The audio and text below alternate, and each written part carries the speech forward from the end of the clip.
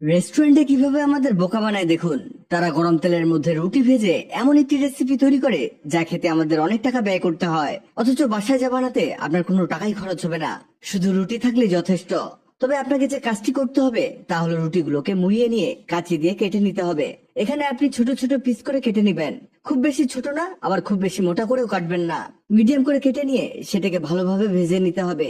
এখানে কিছুটা ভাজলেই হবে, এতে রুটিগুলো মচমচে হয়ে যাবে। আপনি হয়তো ভাবছেন কেউ আবার রুটি ভাজে নাকি, তাও আবার রুটিগুলোকে কাঁচি দিয়ে কেটে।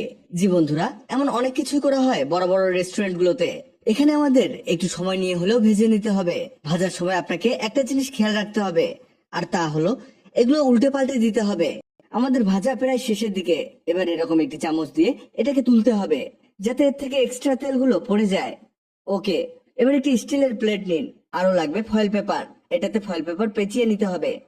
এই দেখুন, ঠিক এভাবে পেঁচাবেন। এবার এর মধ্যে সেই ভাজা রুটিগুলোকে দিতে হবে। দেখুন, দেখেই বোঝা যাচ্ছে কতটা হার্ড হয়েছে। এবার এর উপরে কিছু পেঁয়াজ কুচি ছড়িয়ে দিতে হবে। এখানে পেঁয়াজগুলোকে চারকোনা শেপে কেটে নিবেন।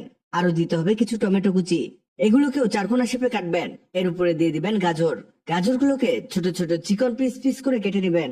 গাজর ছিটানো হলে লাগবে কাঁচামরিচ। 4-5টা কাঁচামরিচ এর মধ্যে দিয়ে দিবেন। এর উপরে দিয়ে দিবেন চিজ। চিজটিকে আপনি চারদিকে ছড়িয়ে দিবেন। এভাবে গ্রেট করে নিতে হবে। আপনার বাসায় গ্রেটার না থাকলে আপনি ছুরি দিয়েও এভাবে দিতে পারেন, তবে সেখানে ফিনিশিং কম আসবে। এখানে আপনি বাজারের চিজও ব্যবহার করতে পারেন, আবার চাইলে বাসায়ও চিজ বানাতে পারেন।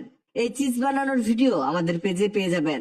এই যে আমাদের প্রাথমিক কাজ কমপ্লিট। আবার ওইটি কড়াইয়ের মধ্যে প্লেটটিকে বসিয়ে দিন আর ঢাকনা দিয়ে ঢেকে দিন। এই অবস্থাতে মিডিয়াম হিট দিতে হবে। আপনার বাসায় ওভেন থাকলে আপনি ওভেনেও দিতে পারেন। এটা হতে হতে আপনাদের জানিয়ে দেই, আগের ভিডিওতে কমেন্ট করেছেন কলকাতা থেকে রোকেয়া খাতুন, আফ্রিকা থেকে শাওন মোল্লা, ইন্ডিয়া থেকে কলিমুদ্দিন শেখ, রাজশাহী থেকে মিষ্টিমণি, দুবাই থেকে ইস্তিহাক মজুমদার। আপনারা যারা কমেন্ট করেছেন আপনাদের ধন্যবাদ। এই যে আমাদের এটা হয়ে গেছে, এবার বের করার পালা। ওকে, এই দেখুন অনেক মজার একটি খাবার তৈরি হয়েছে, তাও আবার রুটি দিয়ে। এটা আপনি ঠান্ডা রুটি দিয়েও করতে পারেন, আবার গরম রুটি দিয়েও করতে পারেন। তবে আপনার রুটি খেয়ে যদি বেঁচে যায় সেগুলো দিয়ে এরকম নাস্তা তৈরি করতে পারেন। আবার বাসায় গেস্ট আসলে এরকম রুটির রেসিপি বানিয়ে খাওয়ালে তারা অবাক হয়ে যাবে। দেখুন, দেখেই কেমন লোভনীয় দেখাচ্ছে। এভাবে একবার রুটি ভেজে এই রেসিপিটিকে বানিয়ে দেখুন, আপনি আর খালি রুটি খেতে চাইবেন না।